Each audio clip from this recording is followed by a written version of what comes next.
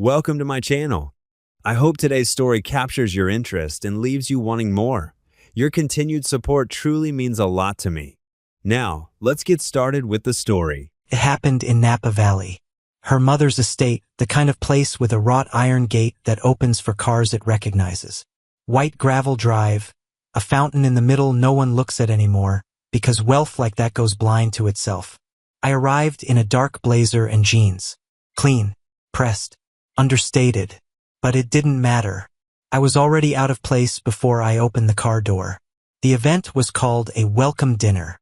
That's what they printed on the invitations.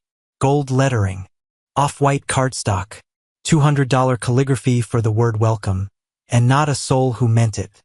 I stood alone on the flagstone patio for 13 minutes. I counted. Jen, my wife, floated through the party like she belonged there. And maybe she did. She was raised in that house. Grew up learning which wine to serve with duck, and which words to swallow for the sake of appearances. I used to admire that about her. Now I see it for what it was, a kind of practiced silence.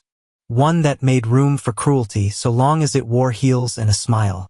Liv, her daughter, not mine, barely glanced at me. She was radiant, yes. She looked like a woman carved from the dreams of magazines. Long gown, champagne in hand, perfectly curled hair that caught the fading sunlight like it owed her something. She was laughing when I walked up. I said hello. She didn't respond, just turned her head halfway, squinted and said, "Did he miss the dress code again?" She didn't say my name, just he. A few people chuckled. One man actually repeated it, like it was the line of the night. Did he miss the dress code again? And then he looked at me with the soft, complicit smile of someone who wanted to be liked. I laughed too, a short practice sound. The kind of laugh that says, "I'll let you get away with it this time." Even if it's the 50th time. They moved on. Talked about Tuscany. About Jerome's new investment fund. About flowers that were being flown in from Amsterdam for the Paris ceremony. No one looked at me again. I had paid for everything. The castle they were getting married in, my bank account, the dress Liv wore that night, and the one she'd wear to the altar, my card, the catering, the planner, the antique rings her mother insisted on. "They're heirlooms, Brian. We need to buy them back from the estate. It's symbolic." I paid, nodded, smiled. Because that's what you do when you believe the love you give will someday be enough. I left the party early, said I had emails to answer. No one protested. I'm not sure anyone heard me. Back at the hotel in Lyon, I stood on the balcony with a glass of cognac. I looked down at the lights of the city, soft and yellow, like someone had draped gold over the streets. I could hear music, faint, from another hotel rooftop, something classical. Or maybe it just sounded classical because it was distant. I felt nothing. Not sadness. Not anger. Just clarity.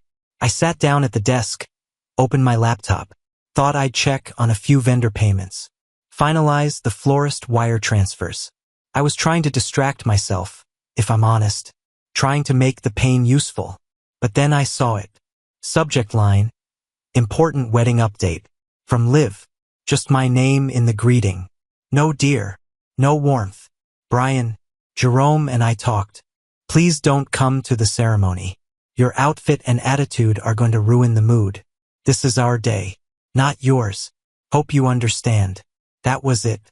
No, thank you. No, we appreciate everything you've done. Not even a signature. Just a digital bullet to the head. I sat very still. I read it again. Then again. Like maybe there was a second version of the email hidden between the lines. One where she apologized. One where she said she was drunk. Or stressed. Or being pushed into saying this by someone else. But there wasn't. The email said what it said. Do not come. You ruin the mood. This is not your day. You should have broken me. 6 figures of sacrifice. Dismissed in 5 sentences. You should have cracked me open. But it didn't. Something colder happened. I became still. I became precise. That night I didn't write back. I didn't call Jen. I didn't reply with a demand for respect or a plea for inclusion. I opened a spreadsheet. It wasn't petty. It was inventory. Line by line. Venues, deposits, travel, accommodations. Every cent. Every charge with my name on it. Not for revenge. Not for leverage. For extraction. This wasn't a wedding anymore. It was a heist. And I was the mark. They took what they wanted, the castle, the dresses, the rings, the Instagram aesthetic. All of it underwritten by the man they wouldn't call father, the man they wouldn't even acknowledge at dinner. I stared at that spreadsheet for an hour, then opened a new tab. Began contacting vendors. I didn't feel like a father. I felt like a bank that had just discovered fraud. I thought about the times I drove Liv to school when she was too afraid to take the bus. The way she used to whisper, "Thank you," when she didn't want her mother to hear. I thought about the nights I stayed up with her during flu seasons, the college visits, the therapy bills, the braces, the dance shoes, the Christmas mornings where I was the only one who remembered to wrap the gifts. And then I thought about that dinner, and that email, and the way Jen didn't say a word when the laughter broke around me like a wave. It was all the same silence. I shut the laptop and stood up. The wind off the Rhone River was sharp now. The lights below shimmered like they were underwater. I took one last sip of cognac and whispered something to no one, to the sky maybe. Okay, you want this day without me? Then you get every other day without me too. By morning, the shutdown had begun. I was awake before the sky turned. 4 hours of sleep, if that. Still in my clothes from the night before. I didn't feel tired. I felt surgical. Like something inside me had turned a switch, and now everything was just movement, execution, follow through. There was no second guessing anymore. No pain. Pain requires hope. I was empty of that. I sat at the small hotel desk, opened my laptop, opened my notes. My name was on every payment, every reservation. Not a single thing had been booked without me. The irony? They pushed me out of a wedding that couldn't exist without me. So I started where it hurt the most, for them. The chateau outside Paris. The one Liv cried over when the planner first showed her photos of the ivy-covered turrets. The vineyard in the back. The perfect golden hour. Her words. I emailed the owner. Told him the primary contact, the one who had signed the agreement and made the deposit, was no longer attending. That payment 2 of 3 wouldn't be arriving. That I'd appreciate discretion and, if possible, a partial refund. The man was understanding. 60%, he wrote back. Merci pour votre honnêteté. One call. $30,000 back. Next, the catering. French-Italian fusion. Flown-in ingredients. For tasting menus. I paid in full up front. The woman on the phone was polite but firm. We've begun sourcing, she said. We've already allocated staff. But you haven't cooked, I said. You haven't served. You haven't rented space or flown a team yet. She was silent for a moment. Then, we'll refund 75%. Done. Florist, photographer, videographer, musicians, limousine service. One by one I reached out. I had been the signatory. They all recognized the name. All the contracts were in my email.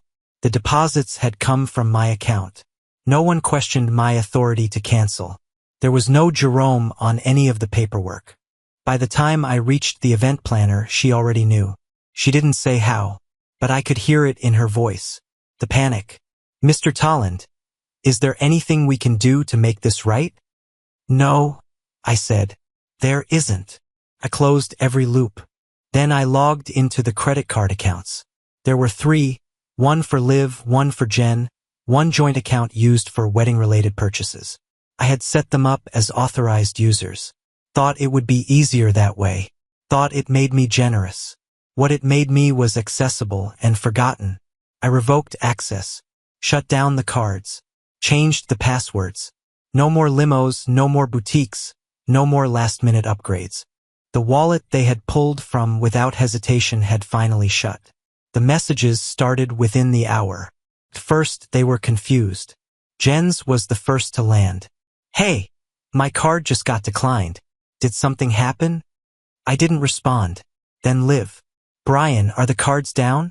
I just tried to reserve a transfer from Gare de Lyon for Grandma and it failed. Still, I said nothing. They didn't ask if I was okay. They didn't reference the email. They didn't apologize. The closest I got was a single line from Jen. Liv didn't mean the email. She was just overwhelmed. Overwhelmed. That word again. The excuse they print on Hallmark cards and call a reason. The phone rang. Repeatedly. First Jen. Then Liv. Then Jerome. I hadn't heard his voice in over a year. He left a voicemail, his tone tight with false calm. Hey Brian. I think we might have misunderstood something. Just trying to reach you. Let's talk this through. There was no misunderstanding. There was clarity. And now there were consequences. I left the hotel. Walked aimlessly through Lyon. The streets were old, cobbled, beautiful. People sat outside cafes, laughing over wine and bread. Their joy didn't hurt me. It just highlighted how quiet my own life had become. How many years I had poured into building something for other people, only to be handed a digital pink slip. I checked my phone. 18 missed calls. The planner emailed again. She sounded more frantic this time. The vendors are calling. The venue's gone. We need to know if this wedding is still happening. It wasn't. It had died the moment Liv hit send. When I returned to the hotel, the concierge stopped me in the lobby. Mr. Tolland, you have a guest. My stomach turned. For a moment, I thought Jen had flown out. But no, it was a delivery. A handwritten envelope. No return address. Inside, a single folded note. Please don't destroy this. We didn't mean it. No name. But the handwriting was Liv's. She had always written like she was in a hurry. No loops on her Y's. A sharp slant forward, like the letters were running away from the page. I folded the note back up and left it at the front desk. Let them wonder if I read it. That night, the internet broke the silence for me. I hadn't posted anything. I hadn't spoken to anyone besides the vendors and banks. But word gets out fast when money vanishes. Guests started asking questions. DMs, Facebook messages. Hey, I just saw a post. Is the wedding canceled? I booked a flight to Paris. What's happening? Should we still come? And then someone, I don't know who, leaked screenshots. Emails from planners with my name all over them. Receipts with my card. Photos from the engagement party. Me in the background, lifting a glass beside Jerome. Liv between us, all smiles. Captions started appearing. Didn't Brian pay for this whole thing? Wasn't he the one who gave her the ring?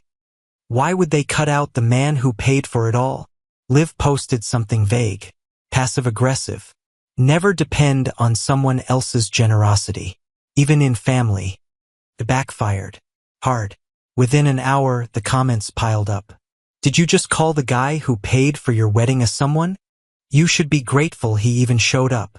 This is why rich kids don't deserve anything. She deleted the post, but the screenshots lived on. By morning, it had become a conversation, not just within the wedding circle, but on forums, threads, posts by strangers arguing about respect, entitlement, obligation. My name wasn't always attached, but those who knew, knew. Jerome emailed me again. Brian, please. Let's talk. Liv is devastated. We've got family flying in. You can't just pull the plug. I ignored it. They hadn't invited me to the ceremony. Now they wanted me to resurrect it? They thought the system they stood on was eternal. That money flowed like tap water. That kindness was something they could use without limit, without gratitude. I went to sleep. No calls. No pings. No, we're sorry. Only silence. And in that silence, I found the edge I needed. They thought they were at the center of the story. That I was just the background. The provider. The invisible thread holding it all together. But the thing about threads is, when they snap, everything unravels. By the third day, I didn't have to say a word. The internet did it for me. It started quietly. A thread on a wedding subreddit. A screenshot of a vendor contract with my name in bold. A photo from the engagement party. Me at the center, holding a champagne glass while Liv beamed in the foreground. Captioned, Brian, our angel. People started asking the right questions. Wait. Isn't this the guy they just uninvited? Didn't he pay for the whole thing? How do you erase someone like that? And then the dam burst. Someone, I don't know who, uploaded an itemized list. A spreadsheet. My spreadsheet. Word for word. line for line.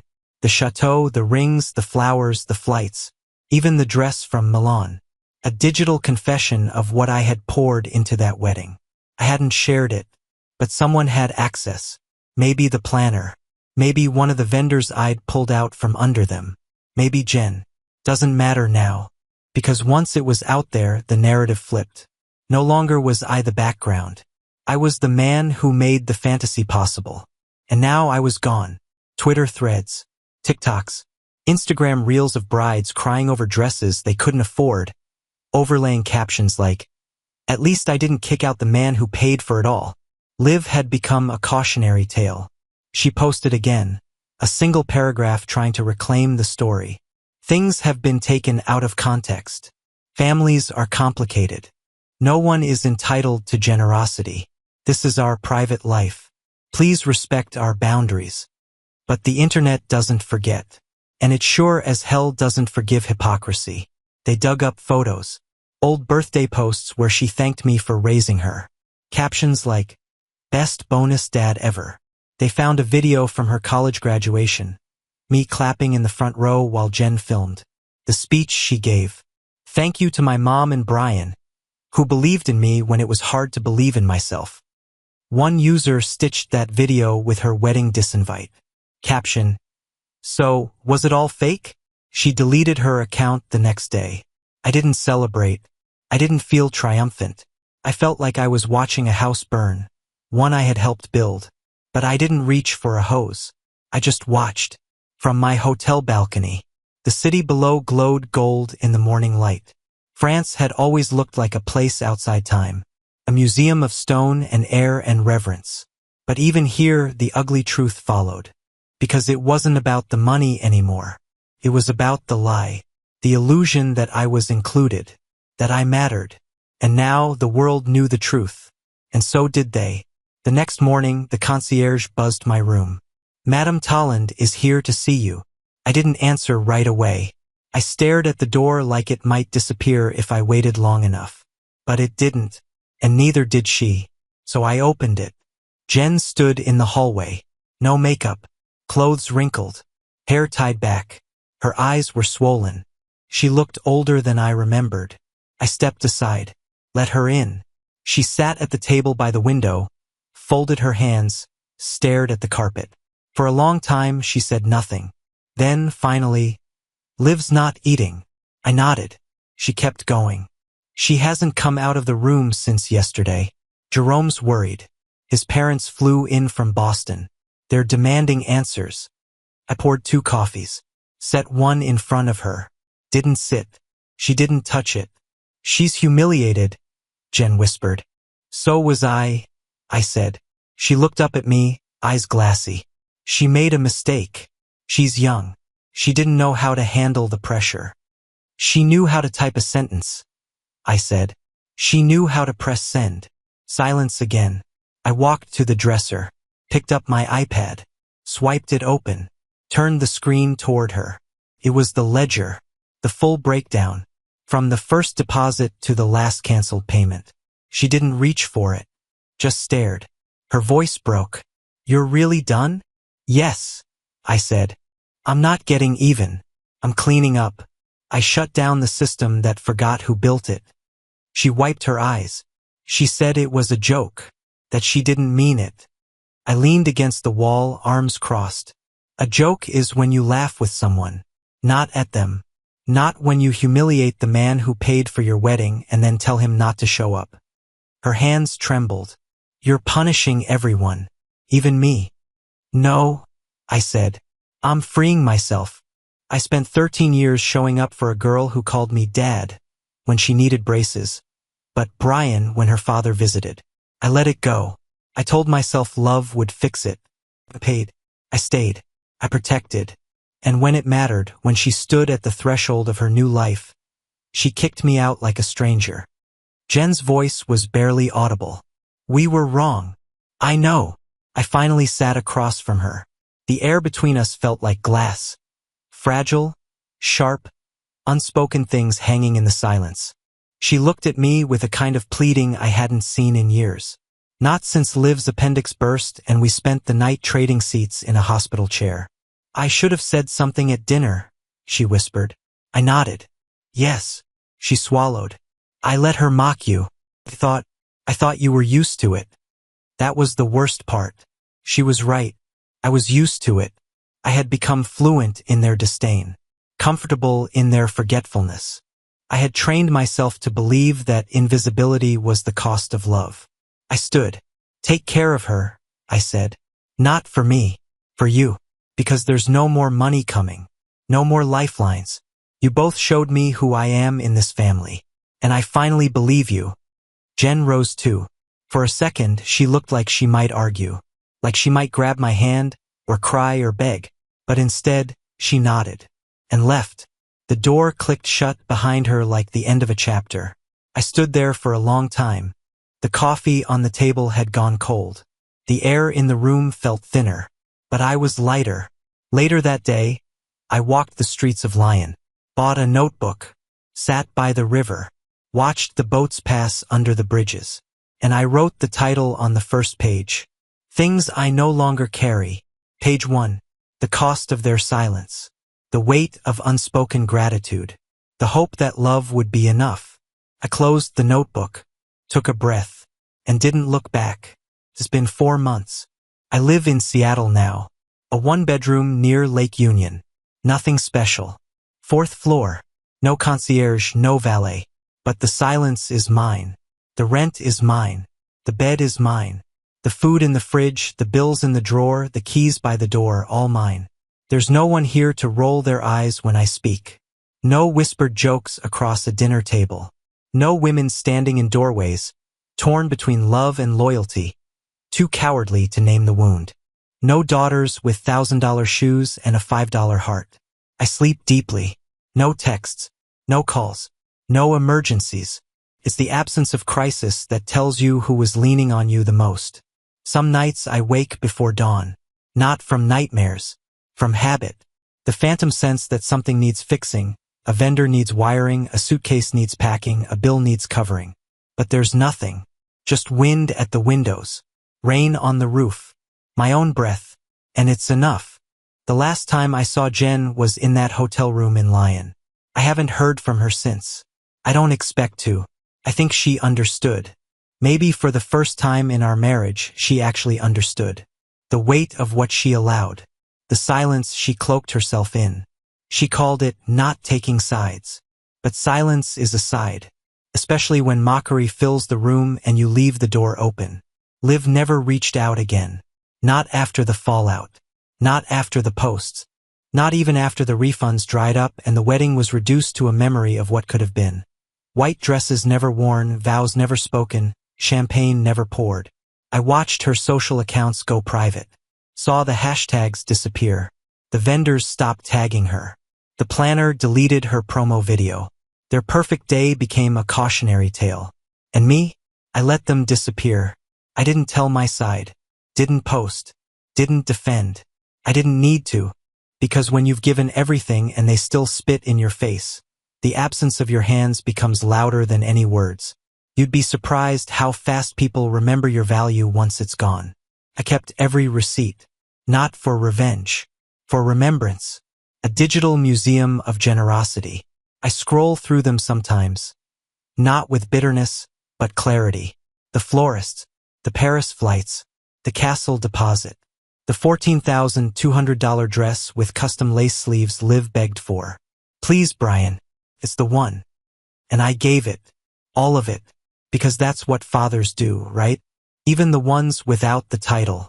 Even the ones whose names get replaced with silence. Even the ones asked not to come. Let me tell you something I've learned. The cruelest rejection is not hatred. It's dismissal. The quiet deletion of a man's presence from a life he helped build. And the cruelest mistake? Allowing it. Believing that love without respect can survive. That money without gratitude can sustain a home. That sacrifice without acknowledgement is something holy, instead of something hollow. I used to think patience would win them over. That years of showing up would outlast the ghost of her real father. That consistency would speak louder than biology. That maybe, just maybe, Liv would look back one day and see me. Not the man who married her mother, but the man who stayed, through braces, and breakups, and bad grades, and panic attacks, and college tours, and midnight calls when her tire blew out in the rain. But no, that moment never came. Instead, I was met with an email, cold dismissal, a sentence soaked in contempt. Your outfit and attitude are going to ruin the mood. That was the moment the illusion shattered. I had never been family. I had been a convenience, a card swipe, a safety net. And the moment they felt strong enough to walk the wire without me, they cut the rope, not realizing I had been holding the whole structure together. They didn't fall immediately, but they will. Not out of cruelty, out of gravity, because people who grow on borrowed ground eventually have to face the cost of the soil. I imagine Liv will marry eventually, somewhere smaller, simpler, a courthouse, or a vineyard without the castle. I wonder if she'll walk down the aisle in a different dress, one that fits her budget instead of her dreams. I wonder if she'll remember what she gave up, what she threw away. I wonder if Jen will ever explain it to her, that the man she erased had once loved her like his own blood. But I don't wonder for long, because it's no longer mine to carry. I walk now, every day, just walk. No destination, around the lake, through neighborhoods I don't recognize. Sometimes I bring a thermos of coffee. Sometimes I stop at a bench and sit in the rain, watching the water move like time itself. I think about nothing, and that's the miracle. For years I carried everything. Their futures, their feelings, their failures. Now I carry nothing, and in that emptiness there's peace. I don't miss them. I miss the version of myself that thought they'd love me back. That man's gone. He deserved better. But he died in France, under a golden chandelier, with laughter ringing in his ears. I stood there, blazer too casual, smile too forced, and realized I was a guest at a table I paid for. Now I eat alone, and I taste everything. I make my own meals. I wash every dish by hand. There's a ritual to it, a kind of quiet power. I used to order takeout because I was too busy saving other people's plans. Now I have time. Time to cook. Time to sit. Time to chew. Freedom tastes like broth simmered all day. I own less now. No second car. No his and hers bathrobes. No antique rings stored in safes.